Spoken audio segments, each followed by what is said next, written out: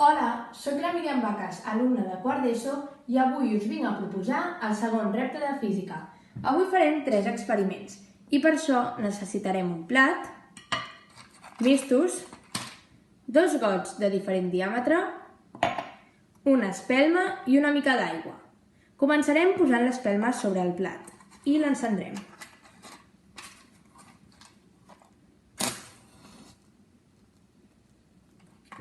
La taparem amb el got de menor diàmetre i podrem observar com aquesta espelma cada cop es va apagant més.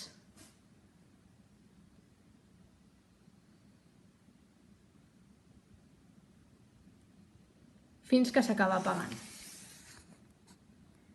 En el segon experiment farem el mateix. L'encendrem .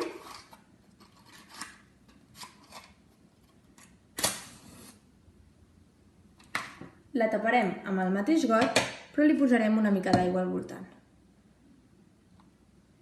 I podrem veure com aquesta aigua puja per sota el got.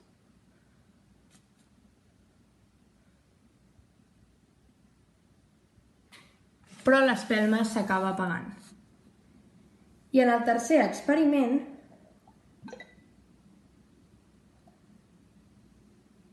llançarem l'aigua primer .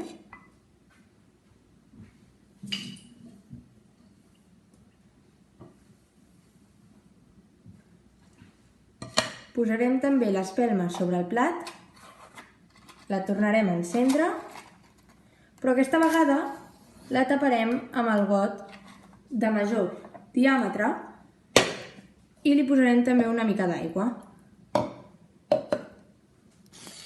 I aquesta aigua també pujarà.